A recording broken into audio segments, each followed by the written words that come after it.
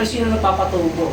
Di natin kayang patubuhin ng isang di natin kayang patubuhin ng isang puno na pagbungahin. Spray mo yan, pero makikita mo kaya nga nila ginagawa yun kasi hindi nga nagbubunga eh. Kaya gumagawa sila ng mga kaparaan para magbunga. O kaya mapadali magbunga, pero ang nagpapabunga ay ang Diyos. Lahat ng mga root crops, lahat ng ating napapakinabangan, ang Diyos ang nagbibigay. At makita po natin sa kanyang mga salita, and this is God's common grace to all creation. Yung common grace po ay makikita po natin, ang araw, hindi yan binigay niya sa lahat ng tao. Mananampalataya o hindi, masama, mabuti, nakikita yan. Kung mananampalataya lang, makikita mo yung mga tao wala sa Diyos, madilim. Pero hindi ganun yung ginawa ng Panginoon. Pinapakita niya na yung kanyang biyaya ay sapat. Ay pinapakita din ng Diyos na sa creation na merong Diyos na nagbibigay sa atin ng araw, nagpapakain sa atin ng 3 beses, at nagbibigay sa atin ng protection sa tuwing tayo ay natutulog at tayo ay gigising. Di po ba tayo namamangha, mga kaibigan at kapatid, na sa ating pagtulog na meron tayong nagawang kasalanan sa Diyos at tayo ay nagising? Hindi niyo po ba naisip na yung pagtulog natin at hindi ka nagising is judgment? Pwede nang gawing judgment yun ng Diyos na hindi ka na magising. Pero dahil mabiyaya ang Diyos, nagigising tayo at dumarating tayo, yung edad natin is nadadagdagan sapagkat mahabagin ang Diyos. At kung makikita po natin sa kanyang mga nilikha, God feeds animals, waters, and the land that gives bread to man. And nature exists and lives only by constant will of God. In Psalm 104 is a living testimony that creation is dependent on God at every moment. Kita po natin yung pundasyon ng langit at lupa, hawak ng Diyos. Maging mga nangyayari sa mundong ito, huwag po nating isipin na ang Diyos ay nagulat sa nangyaring bagyo, na nagulat sa nangyaring lindol sa bansang Pilipinas. Hindi siya magugulat, lumindol, maraming namatay. Anong gagawin ko? Hindi gulat ang Diyos dun. Lahat ng nangyayari sa mundong ito, alam ng Diyos. May tabo natin sa mga ngaral, chapter 3, verse 1. Yes, time for Sa bawat bagay ay may kapanahunan at panahon sa bawat bagay ay silong ng langit. Lahat ito ay nakakapaloob sa kanyang kalooban. Mahirap i-grasp yung kalooban ng Diyos. Tayo ay nagtatanong, even tinatanong natin kahit sino mananampalataya, ano yung kalooban ng Diyos? At ang maaari lang natin ipakita sa kanila, ano yung sinasabi ng salita ng Diyos? Para makita natin kung ano yung kalooban ng Diyos. Kung tayo ay nagkasakit, meron tayong dumating sa pagkakataon na nagka-cancer ka, nagkaroon ka ng buhay mo ay may taning na, alam ng Diyos yun. Ikaw ay naghihirap, alam ng Diyos yun. Napakaganda sa mga preceding verses na sa kabila ng kalungkutan, alam ng Diyos. Sa kabila ng nagsasaya ka, alam ng Diyos. Kita ng Diyos ang lahat ng nangyayari sa atin. At hindi siya nagugulat doon. Ikaw naghihirap, may problema ka, alam ng Diyos yun. May rason ng Diyos yun. Gawa yun ng Diyos dahil may rason siya para sa iyo. Lahat tayo is mawawala. Ayun yung kinakatakutan ng karamihan sa atin dahil marami tayong mga mahal sa buhay na gusto pa natin makasama. At we do not know kung abot tayo ng 60 or 70. Biyaya na lang yun ng Diyos. Pero alam ng Diyos ang lahat ng iyong mga kapatid. Kahit yung pagluha mo sa panalangin, alam ng Diyos yun. Na inuusik ka, lahat yun alam ng Diyos. Nandun ang Diyos, mga kapatid. At may kita po natin sa excuse me. May kita po natin sa Mateo 6. Pinakita ng Diyos kung paano niya pinakain ng ibon. At yung ibon na yon ay walang trabaho. Lilipad lang siya at kakain. Lahat yon ay hawak ng Diyos. Kahit yung pagpapakain. Kaya tayo, sinabi sa Mateo 6, na pag sumakita natin, pagharian natin, na pagsikapan natin na isip yung kaharian ng Diyos sapagkat tayo ay warrior, nag-aalala tayo palagi. Pinakita ng Diyos na kung paano kumakain ng ibon, na wala siyang ginagawa, meron siyang tirahan, na tayo, sapat tayo, hindi naman tayo na kahit kumain ka ng isang araw, hindi ka mamamatay. Yung sabi ko sa inyo, kahit 3 araw ka kumain, sapat yun. Pero yung isang araw, hindi ka mamamatay doon. Magugutom ka nga lang. Pinakita ng Diyos na hindi niya papabayaan, higit ang kanyang mga anak. Mga kapatid, yung pag-aalala, makita natin na meron tayong Diyos na lalapitan. Kaya we are dependent. Dependent sa Diyos. Umaasa tayo sa Diyos. Meron po ba dito hindi umaasa sa Diyos? Kasi kung hindi ka umaasa sa Diyos, marami wala ka dito. Ang tangi mong inaasahan is yung sarili mo, yung lakas mo, yung karunungan mo, na lahat na meron ka, inaasahan mo. Pero kapag nawala lahat ng yon, isa lang yung lalapitan mo, yung Diyos. Mapakita ng Diyos na kaya niyang puhain. Kaya niyang magbigay, kaya niyang puhain. Walang ibon na babagsak, na mamamatay, na hiwalay sa kalooban ng Diyos. Lahat yun ay kalooban ng Diyos.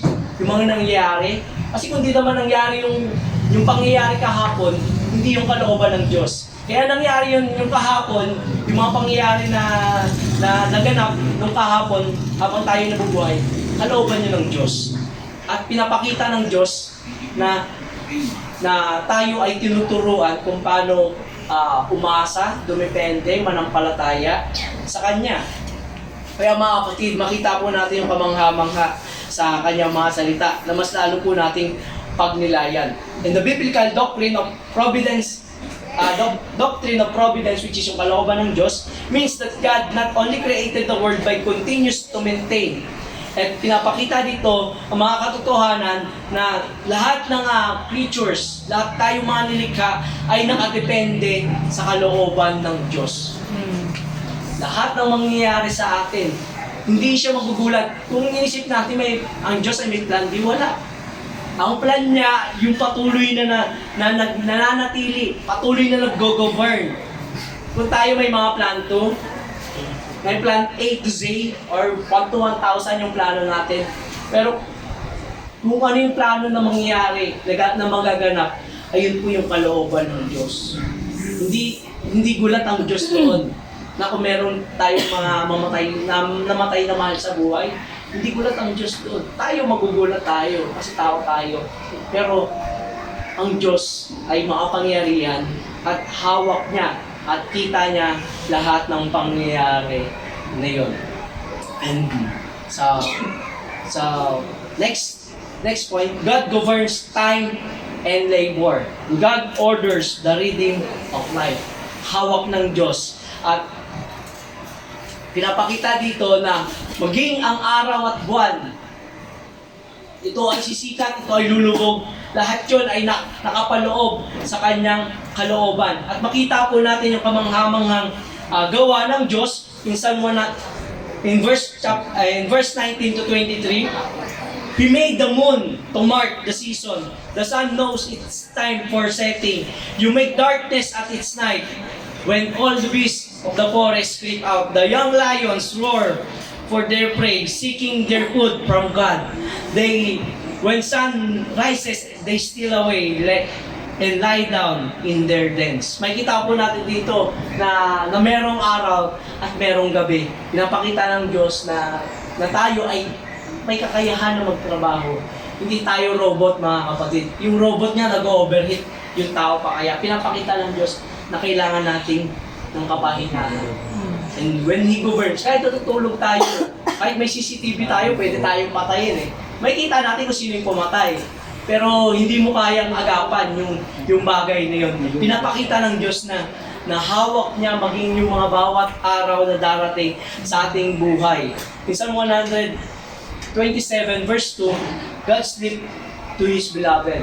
Makita po natin dito na iniingatan ng Diyos ang kanyang mga anak.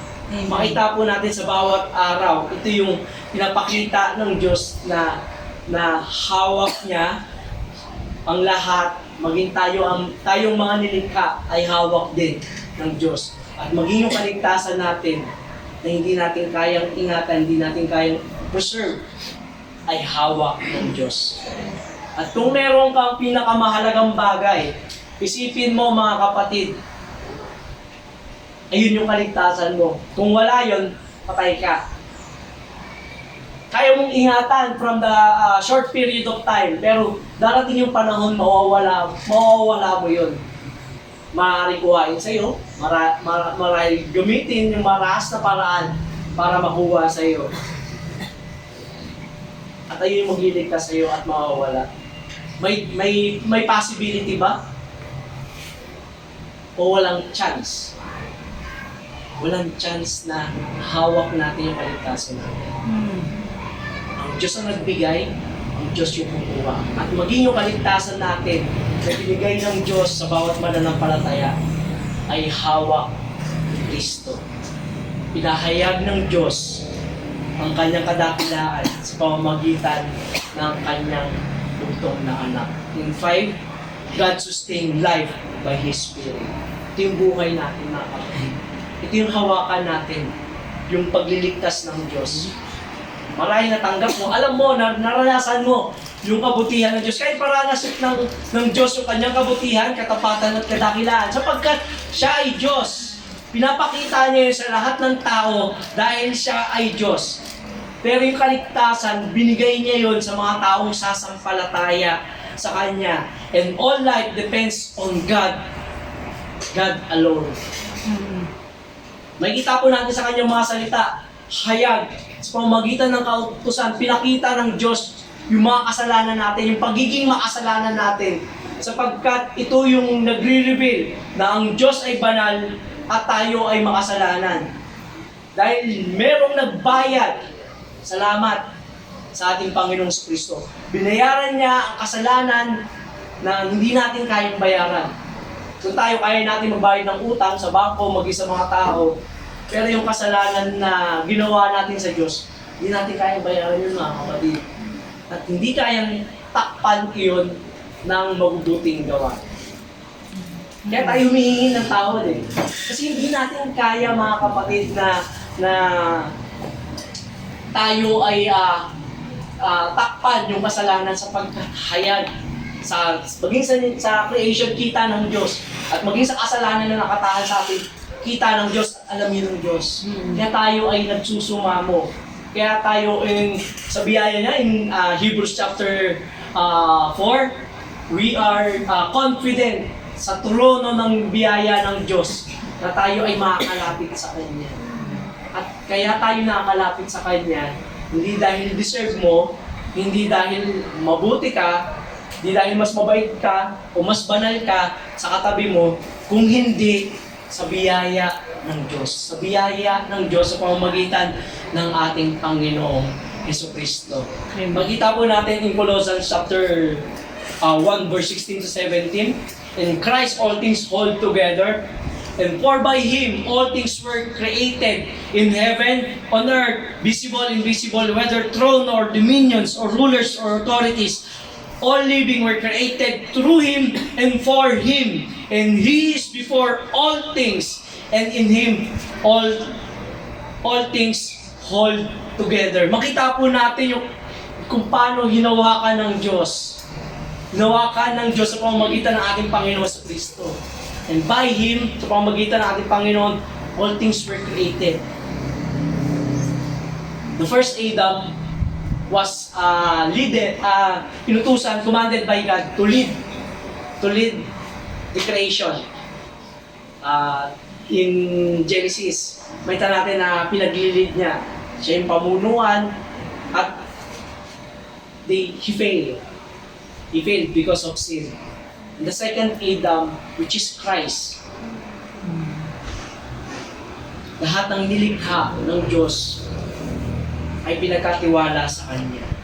Invisible, visible, invisible, whether thrones or dominions, rulers or authority, or all things, lahat ng yon ay nilikha para sa Kanya.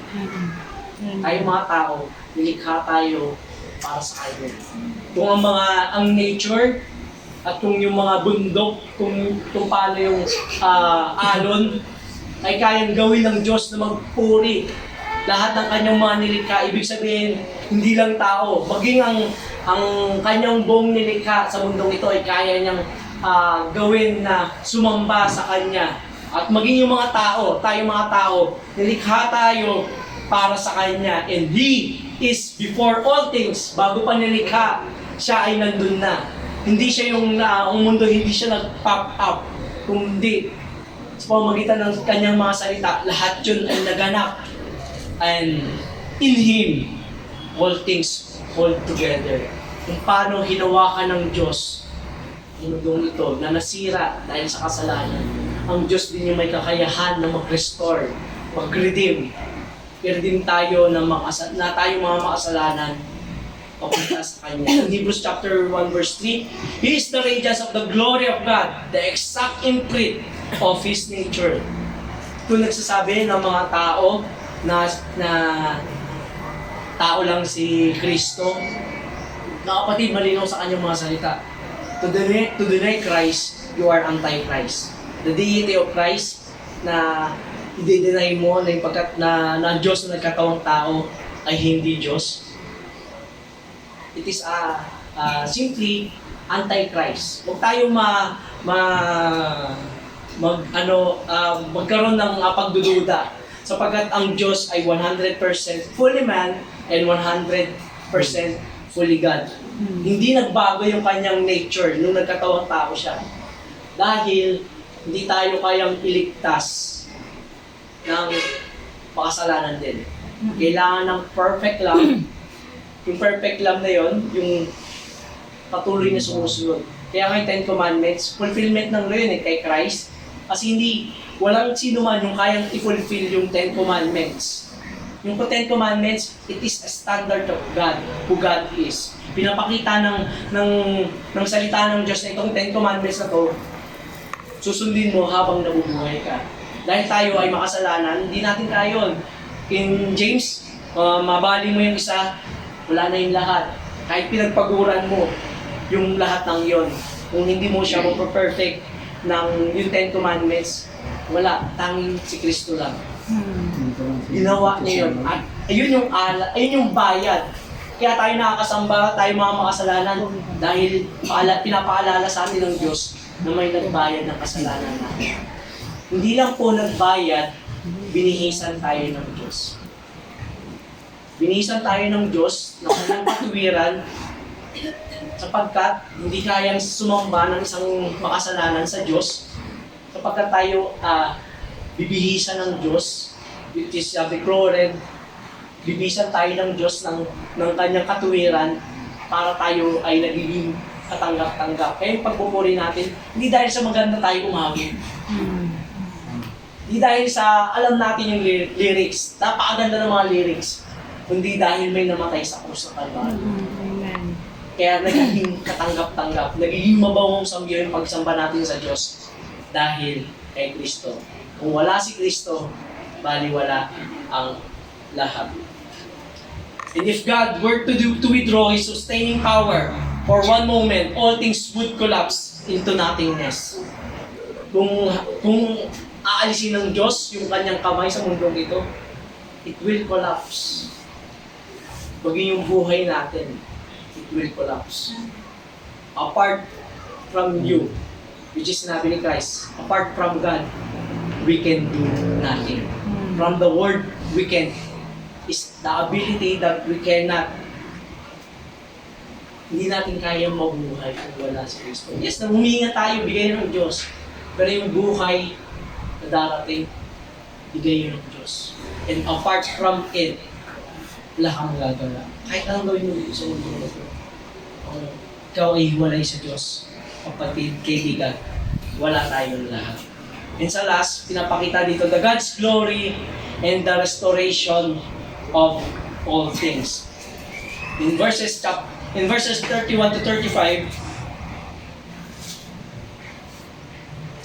may the glory of the Lord endure forever. May the Lord rejoice in His works, who looks on the earth and it trembles. who touches the mountains and they smoke. I will sing to the Lord as long as I live.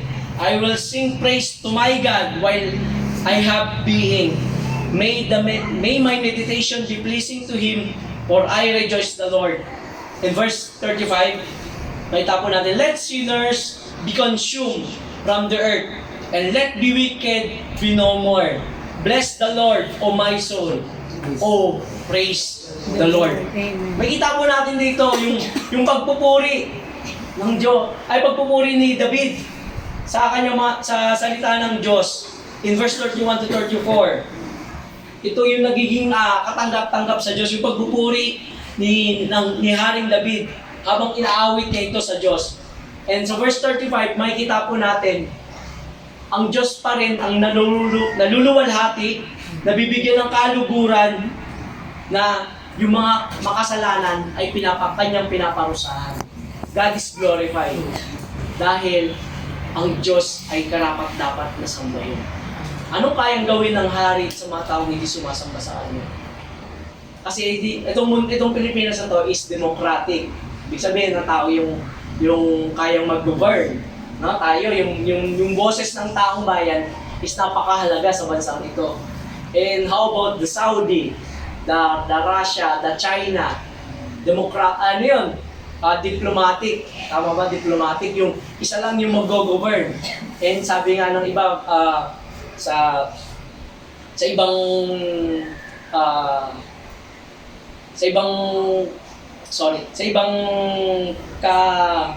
ibang translation is wala tayong karapatan sa madaling salita. Wala tayong karapatan na pag ito yung inutos ng hari, hindi mo siya pwedeng baliin. So, ano gagawin ng Diyos sa mga taong hindi sumasamba sa Kanya? Ito yung kanyang paparusahan. It is a warning for us na tayo ay sumasamba sa Diyos at nagbibigay din siya ng warning sa mga hindi sumasamba sa Kanya. Na i-consume lahat yun ng Diyos. At may kita po natin na kahit na ang Diyos yung magre-restore, ito yung pinakakaantay ng bawat mananampalataya, mga kapatid, that all things will make new. Lahat ng yun ay babaguhin ng Diyos. Itong mundo na ito nasira, babaguhin ng Diyos ito. Itong katawan natin ng mga kasalanan, babaguhin ito ng Diyos. Sino po ba nagkasakit dito sa atin? Tayo, nagkasakit tayo. Naranasan natin magkasakit, di ba? Naranasan natin gumaling. It is a glimpse na darating yung panahon na tayo ay hindi na makakaranas ng sakit. Hindi na tayo makakaranas ng luha. Hindi na tayo makakaranas ng paghihirap sa mundong ito. Sapagkat ang Diyos mismo, the Creator, will restore all things by Christ Jesus, our Lord. Amen. Sapagkat ang Diyos na nagligtas sa atin, ang Diyos yung mag-iingat sa atin, at ganoon din ang Diyos yung magbibigay sa atin ng kalakasan to sustain yung paglakad sa Kanya. At ang Diyos din yung tutulong sa atin na lumago tayo sa kabanalan. Ang Diyos din yung magbibigay sa atin ng kalakasan kung paano natin mapagtagumpayan yung mga kasalanan na nakatahan sa atin. Lahat ng yun ay gawa ng Diyos. Kaya meron po tayong rason kung bakit siya karapat-dapat sambahin.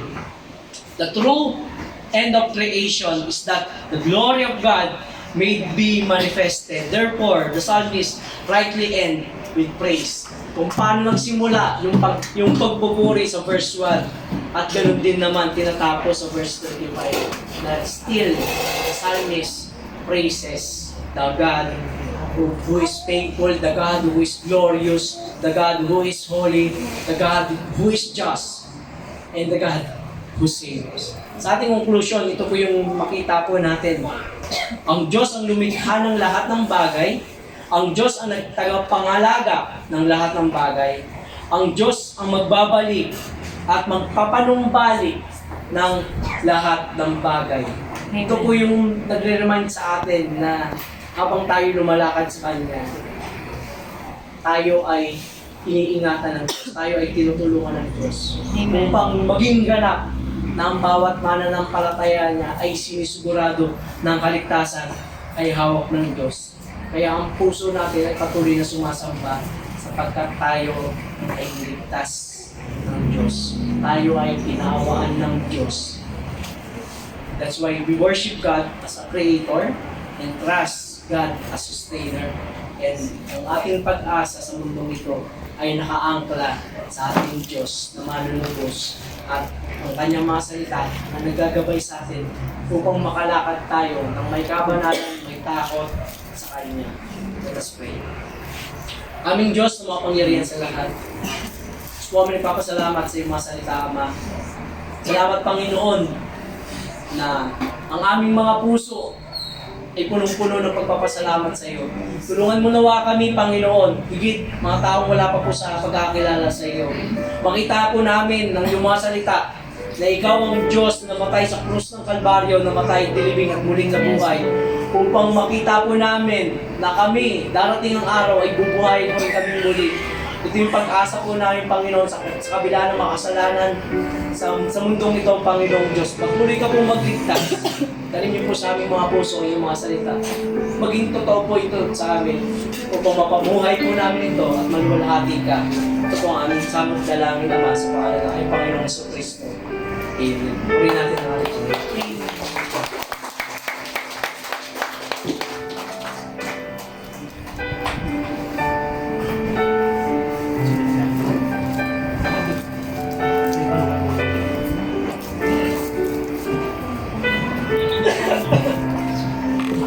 Praise God. Na-bless mo ba ang lahat ng anak ng Diyos?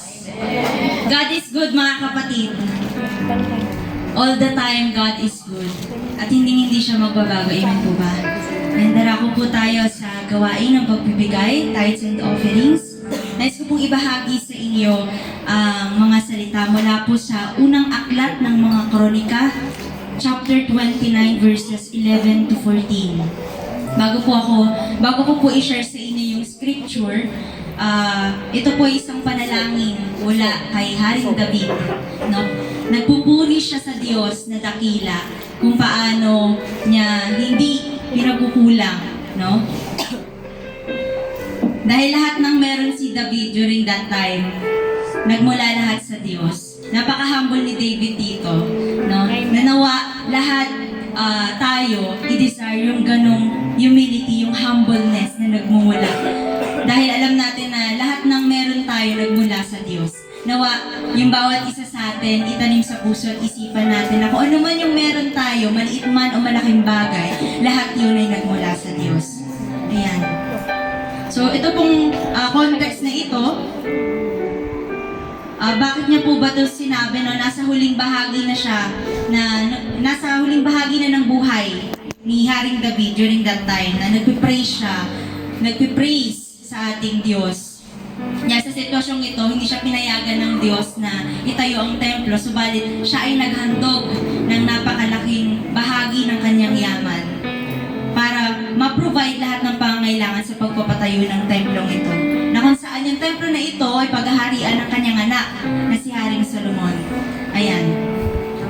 Na nagagalak yung puso niya this time, no, ng verses na ito. Nagagalak yung heart ni Haring David dahil sa kanyang pagtugon, no, sa kanyang pagbabahagi ng kanyang yaman, tumugon din yung leaders. Yung mga nakakita, yung witness kung paano siya magpuri sa Diyos through giving. At dito po sa verse 11, sabi po rito, sa inyo ang kadakilaan, ang kapangyarihan, ang karangalan, at ang pagtatagumpay, sapagkat inyo ang lahat ng nasa langit at nasa lupa. Sa inyo ang kaharian, at kayo ang dakila sa lahat. No? Ano po ba yung pinapaalala sa atin dito? Kung paano mag-pray si David dito, alam niya na lahat ng bagay nagmula sa Diyos. Na kahit gaano man siya kayaman ng mga panahon ito, alam niya na wala siya kung hindi dahil sa Diyos. Si David, no, hindi naman siya kilalang tao eh. Pero dahil sa kadakilaan ng Diyos, ginawa siyang hari, no? Kaya ganun siya magpuri sa Diyos. Lahat ng kapangyarihan ay nasa Diyos, no? Lahat ng tagumpay ay galing sa Diyos. Galing sa Kanya. Even yung mga trabaho natin, ano man yung meron tayo, yung maliit man, malaki yan, lahat galing sa Diyos. At kahit kailan, dapat po hindi tayo magsawa na papurihan ng ating Diyos. sa kung ano man yung mga bagay na tinatawasan natin sa mundong ito. Dahil lagi po natin tatandaan na ang lahat ng bagay na mayroon tayo ay temporary lamang po. Subalit yung pag-ibig ng Diyos, unconditional yan. No? Yung sa verse 12 naman po, again yung sa scripture po natin, First Chronicles, so unang aklat ng mga Chronica, verse 29. Nasa verse 12 po tayo. Sabi po rito, sa inyo nagmumula ang kayamanan at ang karangalan at kayo ang nagahari sa lahat. Taglay ninyong kapangyarihan at kadakilaan at kayo ang nagbibigay ng lakas at kapangyarihan sa lahat. Para po ito sa ating Diyos. No, wala po tayong hawak na hindi muna dumaan sa kamay ng Diyos. Kaya nung naghandog sila noon, hindi nagyayabang si David. Amen. Alam mo yun, humility, yung humbleness sa puso niya, sa tuwing mababasa niya yung verse na to, talagang magagalak din yung puso niyo. Nakakahawa kung paano siya magbahagi, no, ng kabutihan ng Diyos. No, dito malinaw na ipapahayag din na yung pera, yung posisyon, yung tagumpay, yung kakayahan, hindi to galing sa sarili natin, kundi lahat ng ito ay nagmula sa Diyos. Nanggaling lahat ng ito sa Diyos. At kahit paulit-ulit, hindi tayo dapat magsawang sabihin, no, na mabuti ang Diyos. Sa verse 13 ang sabi, pinasasalamatan namin kayo, O Diyos, at pinupuri ang inyong maluwalhating pangalan. Dahil alam po ni David, no, kung sino yung pinanggalingan ng lahat ng mayroon siya, ng kayamanan niya. Andun yung pasasalamat, yung papuri ni David. Na nawa po lahat tayo ay makaranas ng ganong klaseng pagpupuri sa Diyos. Na kahit ano man yung ibigay natin, hindi tayo magdadalawang isip. We will never doubt. Why? Kasi ang ating Diyos ay tapat. Noon, ngayon, magpakailanman. Hindi siya nagbago, hindi siya nagbabago. At kahit kailan, hindi siya magbabago. Amen. Napakabuti po ng ating Diyos, ano? Sa verse 14, ang sabi po rito, ngunit, sino ako at ang bayang ito? Buong puso kaming nagkakaloob sapagkat ang lahat ng ito ay galing sa inyo at ibinabalik lamang namin. Mga kapatid, lahat po ng ipagkakaloob natin sa Diyos, nagmula rin sa Kanya. Ibinabalik lamang po natin dahil mabuti po ang Diyos. No? Tayo po yung magpapasalamat through giving. It's an act of worship at patuloy po natin yun itanim sa puso at isipan natin na hindi lang siya basta magbibigay tayo. It's not just all about money, but it's all about worship. We want to honor Him. We want to give Him praise. No? I-praise siya, i-glorify siya, for He deserves it. No? Mga kapatid, napaka-humble ni David, kaya nawa lahat din po tayo na makaranas po ng ganong klaseng humbleness, yung humility, yung nag-uumapaw na joy, na peace, na hindi alam natin na hindi tayo pababayaan ng Diyos. Amen? Alalahanin din po natin na hindi tayo nagbibigay ng sarili nating pag-aari, kundi wala iyan sa Diyos. Pinapaalala din po nito sa atin na lahat po ng mayroon tayo, yung buhay, yung lakas, yung trabaho, yung kahit anong handog ay galing sa Diyos. Kaya kapag tayo yung nagbibigay, hindi tayo nawawala, nagbabalik lang tayo sa Kanya. At ang pagbibigay ay hindi po obligasyon, kundi pribilehiyo at pagsamba. Again mga kapatid, it's an act of worship. We will give because He deserves it. Lahat ng bagay na mayroon tayo nagmula sa Diyos. Huwag po natin kalimutan mga kapatid, ano man pong yaman ang meron tayo sa mundong ito, in just one snap, kaya pong bawiin ng Diyos yan. Amen. Amen? Kayang bawiin ng Diyos yan, kaya wala po tayong karapatan na magmalaki sa Diyos dahil lahat ng bagay na mayroon sa mundong ito ay nagmula sa Diyos. Amen po ba mga kapatid? Kaya samahan niyo po ako na purihin po natin, sambahin natin ang ating Diyos sa panalangin ito. Tayo pong lahat ay yumuko at sama-samang manalangin sa ating Diyos na makapangyarihan sa lahat. Hallelujah.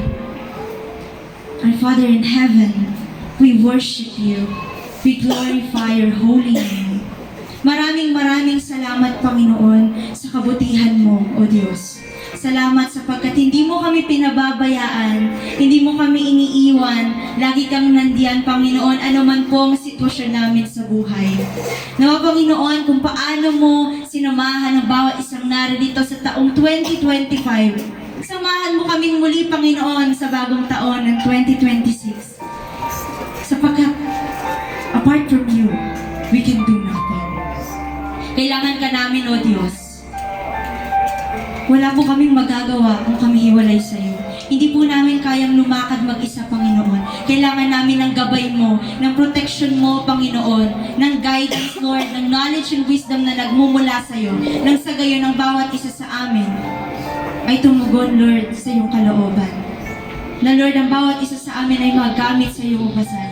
Ang amin pong ipagkakaloob sa iyo ay upang sambahin ka sa Espiritu at katotohanan. Lord, you deserve to be praised. It's an act of worship, Lord, ang aming pagbibigay sa iyo. Na nawa, ang bawat isang narito ay magbibigay ng buong kagalakan. Na, Lord, lahat ng ito ay nagmula sa iyo. We acknowledge the ownership, Lord God, na nagmumula sa iyo, Panginoon, ng lahat ng bagay na meron dito sa mundong ito. Patuloy mo nawa, Panginoon, samahan ng bawat isa sa amin, anuman pong sitwasyon ng buhay na mayroon kami, Lord. In every aspect of our lives, God, bless us, O God. Sapagkat, Lord, alam namin na Ikaw ay faithful, then, now, always. Hindi ka kailanman nagbago, hindi ka nagbabago, at kahit kailan, hindi ka magbabago, O Diyos. Patuloy kaming mananampalataya sa iyo. Patuloy ka naming sasambahin, Panginoon. Patuloy ka naming dadakilain. Lord, anuman po yung kabigatan na nakikita mo sa puso ng bawat isa, Lord, palitan mo ng joy, ng peace na nagmumula sa iyo. Iparanas mo, Lord, sa bawat isang narito yung unconditional love mo. Tanggalin mo, Lord, lahat ng doubt. Bagkus, Lord, palitan mo, Panginoon, ng confidence na kahit kailan hindi mo kami iiwan, hindi mo kami pababayaan. May you give us love, joy, peace, patience, kindness, goodness, faithfulness, and self-control na nagmumula sa iyo. Maraming salamat, Panginoon. Maraming salamat po. Marapat lamang po na ikaw ay purihin, sambahin, dakilain ang dakilang pangalan mo. Ito po ang aming sama-samang panalangin sa matamis at makapangyarihang pangalan ng aming Panginoong Jesucristo na aming tagapagligtas at sa tulong at gabay ng banal na Espiritu. Everybody say, Amen.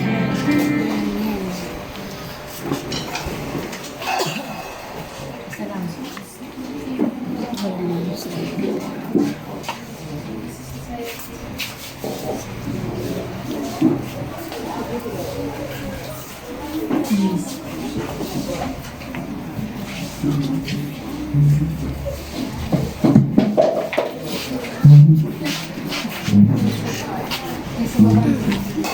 Baba na lang. Labas na lang kayo. Labas na lang.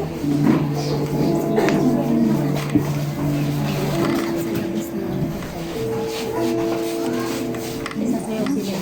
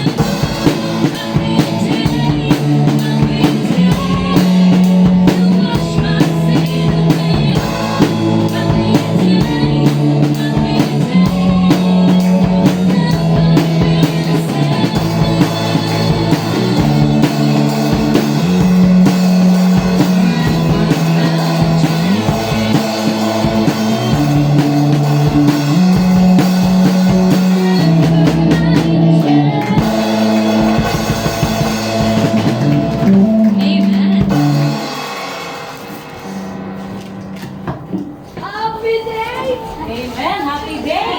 Happy na day. Happy day. Happy day. Ayan, praise the Lord. Tayo po'y dadako na sa ating announcement.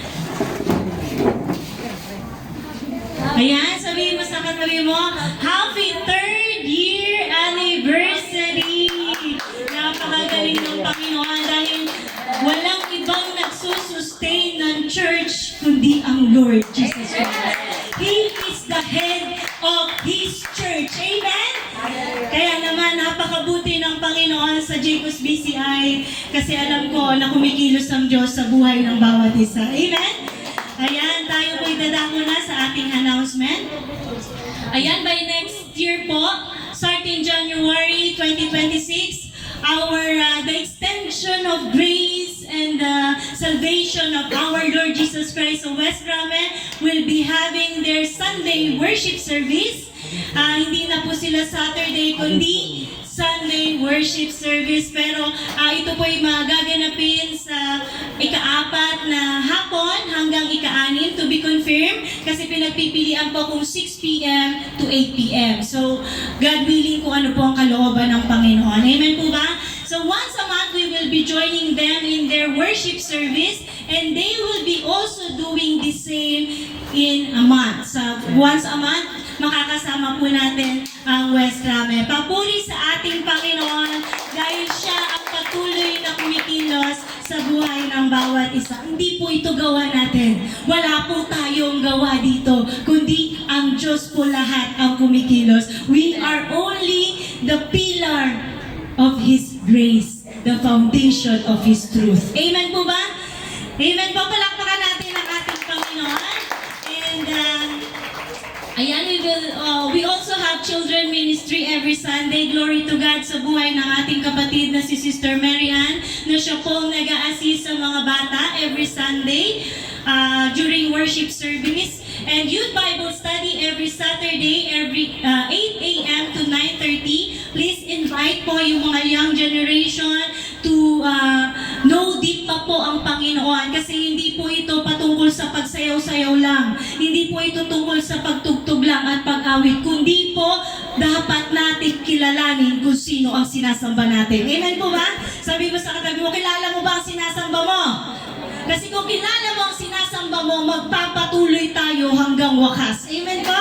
Papuri sa ating Panginoon. And dance ministry practice every right after Youth BS. So hindi po sila sasayaw dyan nang walang alam sa salita ng Diyos. Amen po?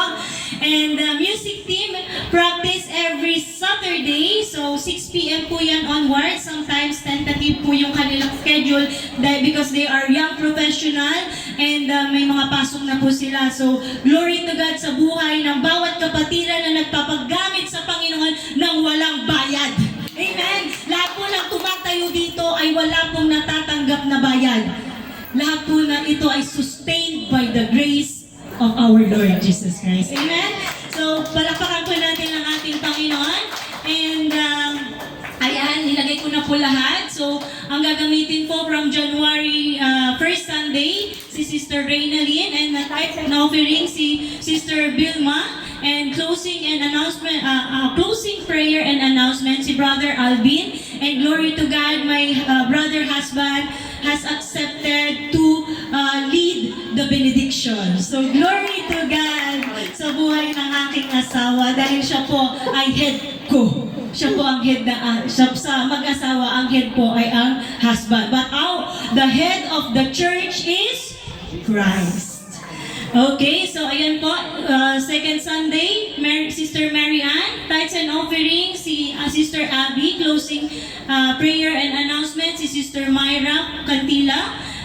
Third Sunday, si Sister Jeremy po ang worship lead natin. Tithes and offering, si Brother Alvin. And ang announcement and closing prayer is si Ate Denise de los Reyes. And sa 25th po or 4th Sunday natin, Sister Abby ang mag-worship lead. Tithes and offering, si Sister Joy. And announcement and closing prayer, si Sister Diana. Ayan, tayo pong lahat ay ayun po, meron po pala tayong elders. Actually, it's not elders. We're trying to correct ourselves po. It's not elders, but it is deacons, deaconess. na Bible study at Road 5 Aquino Residence. Every Thursday po yan, 9 a.m. to 11 a.m. Glory to God sa buhay ng mga kananayan na hindi lamang sa pagluluto magaling, kundi rin sa yung endurance nila to know the Lord. Amen? So talagang nagagalak po ang puso ko dyan. Sabi nga, hindi ako magagalak sa anumang regalo. Magagalak ako kung nakikita ko ang mga kapatid ko na nagpapatuloy sa pananampalataya. Amen po ba? So talaga naman na napakabuti ng ating Panginoon. At tayo po'y dadako na, maiksi lamang po ito. Sabi mo sa katabi mo, wait lang po. Huwag po muna tayo magmadali kumain, ha? So tayo po'y dadako na sa recognition of God's faithfulness. Hindi tayo, ha? God's faithfulness, goodness, and greatness to His disciples. Sabi mo sa katabi mo, disciple.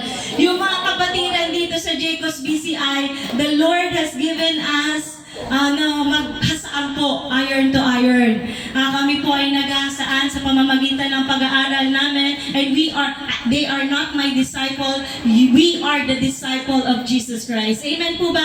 I am just imparting the truth and the words na ipinasa lamang din po sa akin nung ako po ay nag-aral sa ibang bansa. So, basic theology, nag-start po kami January 2024 hanggang July 2025. Kaya naman po ay ito po ay binibigay natin to recognize yung mga nagpagal. At kala ko iiwan na ako sa pag-aaral ng salita ng Panginoon. This is to recognize and appreciate yung mga nagpagal po sa pag-aaral ng basic. And we are now ongoing po sa pag-aaral ng advanced theology training and public speaking, yung mga weakness po ng bawat isa. Siyempre, hindi tayo papayag na hindi tayo itatama ng Panginoon how to exegete His words. Amen? So, ayan po. Unahin po natin si Ate Jeremy. Palakpakan po natin ang ating Panginoon. And pangalawa po si Ate Reynalyn Santiago. May shield po yan kasi kailangan po ng shield sa sabi nga ito for legal documentary or documentation. So, Alvin Alvarez, papuri sa Panginoon sa kapatid kong ito. Sumunod si Daryl Abigail, sorry, Estremera na naman nalagay. Estremera, babaguhin ko na lang po yan. Romary Joy C. Bernal. Glory to God po. Asan po si Ate Joy? Ayan. Mamaya na po ang mag-busy sa mga foods. Ayan, Lorna Lee Hohilia. Glory to God. Sige po, lapit po dito. Palakpakan natin ang ating Panginoon. Ate Lorna. Ayan. Sunod po si Veronica Gabriana. Erlinda Aquino. Ayan, bilisan na lang po natin. Marie Flor Cantila. Pakihanap na lang po yung documents nyo, yung certificate nyo yan. Jason R. Abaracoso, Myra C. Cantila, Nomia Peñablor or aka Ate Vilma. So, ayan, si Ate Vilma po, Nomia po ang kanyang tunay na pangalan. Mary Ann Aquino, ayan, si Joyce Jeremias, anuhin na lang ni Janine, ayan, nakinig kay Joyce. Remedios de la Cruz, ayan, saan si Ate Remy? Ayan. Nesrin A. Elida. Rogelio B. Elpa Jr. Rogelio. Ayan. Janine Uy Jeremias. Ayan. Hawakan mo na rin yung kay ate mo. Actually, ito pong mga taga-West Grammy, they are doing online theological training. Isa Denise de los Reyes. Emmy Rose Flores, Diana Rose Bernal. Ayan, nasan po ito? Lapit po dito. Asan kayo, mga yun? Ayan, yung tatlo pong humahawak sa mga kabataan.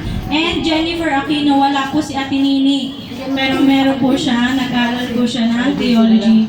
So, ayan. Inanyayan ko po ang ating visitor na si Bishop para ipanalangin po ang mga matyagang nagpapatuloy sa pag-aaral ng salita ng ating Panginoon. Okay po, at pwede po tayong lahat ito tumayo. Extend po natin ating mga kamay para sa kanila. Pagpapalang Diyos, nagpapasalamat po kami sa oras na ito. Narito sa iyong harapan, Panginoon, ang mga lingkod mo na hindi tumitigil upang magsaliksik sa iyong mga salita, upang mag-aral ng mga salita, Panginoon. Maraming salamat sa kanang katyagaan. Salamat, Panginoon, sa kabila ng kabisihan. May time sila para sa pag-aaral, Panginoon. Lord, ang dalangin namin, O Diyos, sa lahat ng mga mag-aaral mo, Panginoon, dalangin ko, basbasan mo ang kanilang mga buhay na tunay nga, O Diyos, magamit ito sa kanilang paglilingkod, Panginoon. Magamit mo sila, Panginoon, para marami pa ang mga hindi paligtas na maliligtas dahil sa kanila, Panginoon. Basbasan mo rin ito, Panginoon God, na maging patuloy na katyagaan, katatagan sa kanilang paglilingkod sa iyo, Panginoon. Ang pag-aaral na ito, Panginoon, ay hindi ito upang itaas ang kanilang mga pangalan, Panginoon. Ang pag-aaral nila ito para may taas ang iyong dakilang pangalan sa kanilang mga buhay, Panginoon. Maraming salamat. Hayaan mo, Diyos, ang mga pag-aaralan nila, Panginoon God, ay tunay nga ito ay para sa lahat ng nangailangan ng kaligtasan. Maraming salamat. Pagpalain mo sila, Panginoon. Huwag mo silang hayamang ihina. Patuloy silang palakasin, patatagin, Panginoon, at magpakasipag para sa gawain mo. Dahil alam namin, Panginoon, hindi masasayang ang lahat ng papagal para sa iyo, Panginoon. Maraming salamat. Pagpalain mo sila, Lord. Ang kagalakan sa kanilang mga puso, ang paglilingkod sa iyo ay maranasan nila, Panginoon. Dahil tunay nga, O Diyos, wala kaming ibang paglilingkuran kundi ikaw lamang, Panginoong Hesus. Dahil ikaw ang Diyos na may-ari ng aming mga buhay, nararapat ka namin paglingkuran, nararapat ka namin purihin, nararapat ka namin sambahin, Panginoon. Lord, maraming salamat. Ang bawat anak mo dito ngayon, ang bawat pamilya nila, Panginoon, ikaw din, O Diyos, ang patuloy na magpala sa bawat isa. Thank you, Lord, sa umagang ito, Panginoon. Walang ibang may tataas lang mga buhay, kundi ikaw lamang, Panginoong Hesus. Dakilain ka, purihin ka, sa pangalan ng Ama, ng Anak, ng Espiritu Santo. Amen. Amen.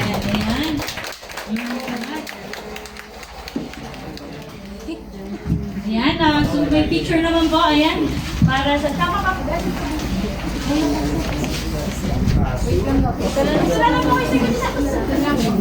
Sige, dito kayo guys. Si Pastor, para kita tayo. Pastor Joel, sama po kayo sa picture taking. Pastor Joel. Ate Jor. Ate Jaren. Ate Jaren. Naka-point 5. Sige lang po. Pangalan ko lang po. Una lang. One harap po sir.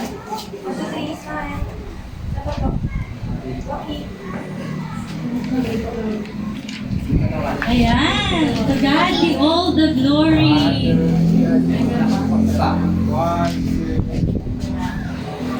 Ayan. Ayan.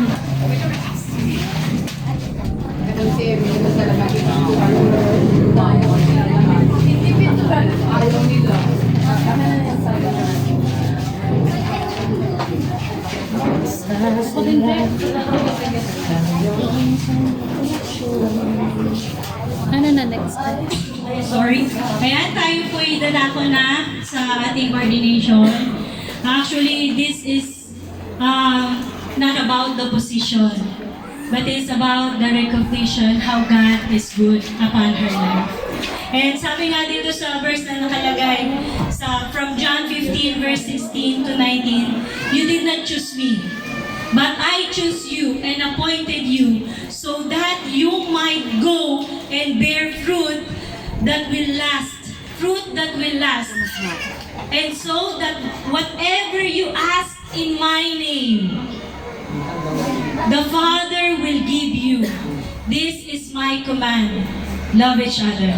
She will be an extension of love of Jesus Christ. And as the Lord allows her to be used for gospel minister, actually gospel minister po ang nakalagay dito, and servant of God. The Lord allowed na siya po ay magpatuloy sa kanyang pangangaral na salita. Sabi ko nga, ang pag-aaral na salita ng Diyos ay hanggang kamatayan. Because even the apostles, up to the end of their lives, they are continuing encouraging the believers or the church of Christ. Amen po? And sabi po dito, then Jesus came to them and said, all authority, not our authority, not her authority, but all the authority in heaven and on earth has been given to me, the Lord Jesus Christ. Therefore, go and make disciples of all nations, baptizing them in the name of the Father, and of the Son, and of the Holy Spirit, teaching them to obey, turuan na sumunod, in everything I have commanded you. Not her commandments, or yung hindi yung pag-uutos niya, kundi kung ano yung inuutos ng Diyos para sa mga anak niya.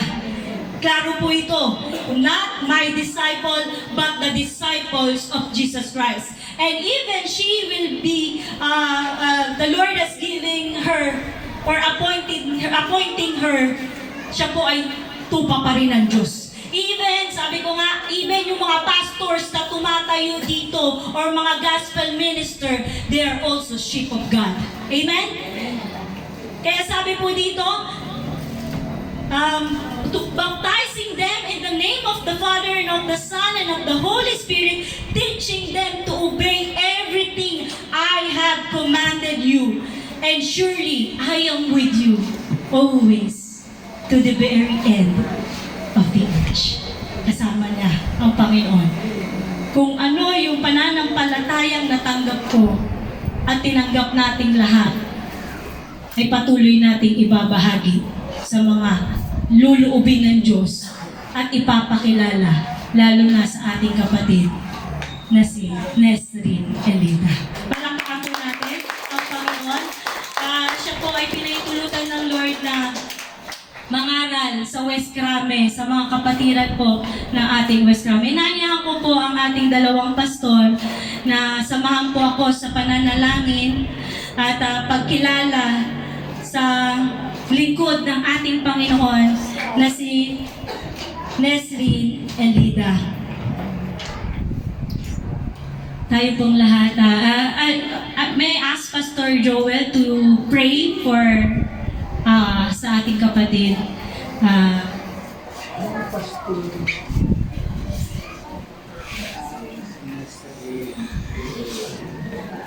Hallelujah! Praise the Lord!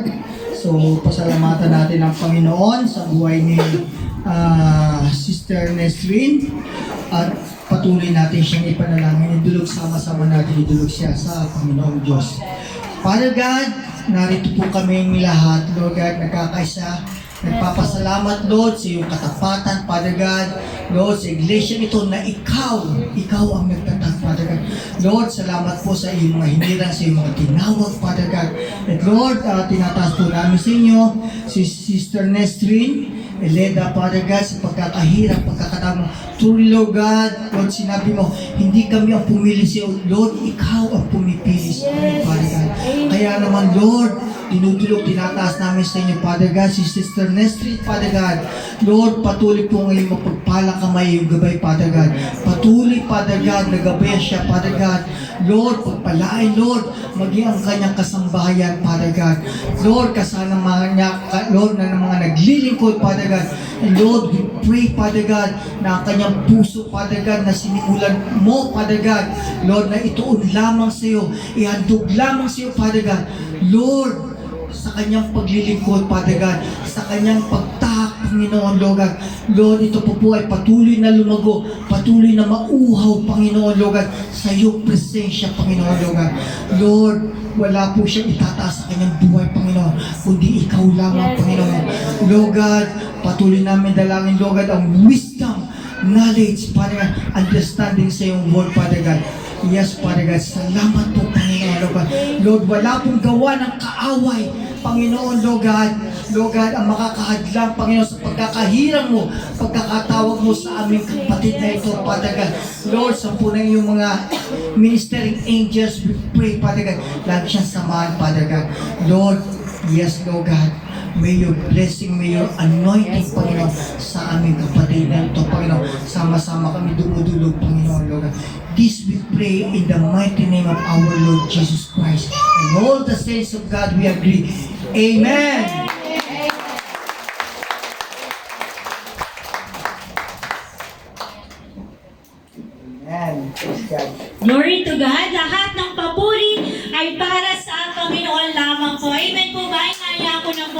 si Brother Alvin na i-close po tayo ang unang gawain para tayo po ay makapagsaya na sa labas.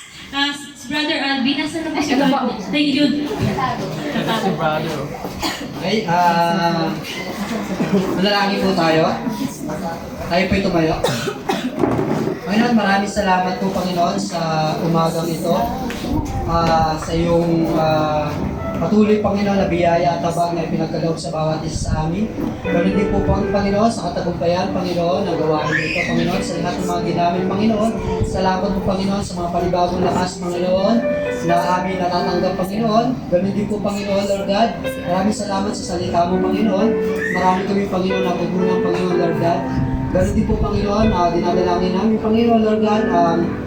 Amin pang Panginoon na pangalawang gawain Panginoon, ingatan ang bawat isa at ma-enjoy namin Panginoon Lord God yung presensya mo Panginoon Lord God. Maraming salamat po sa tayong pangalan ni Jesus. Amen. Amen.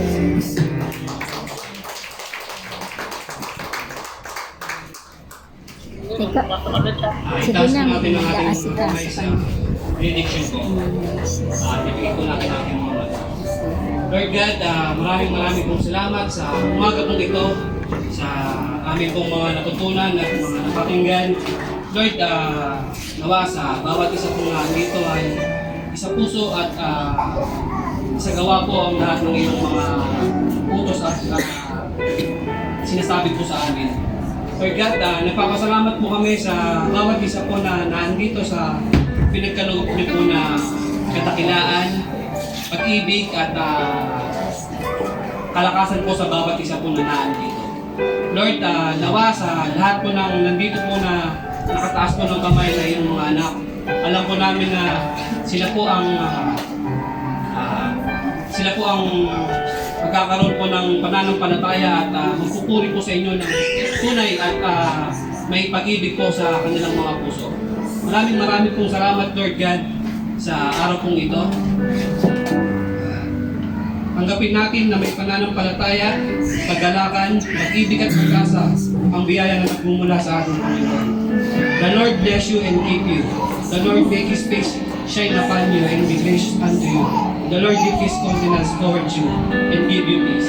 Amen.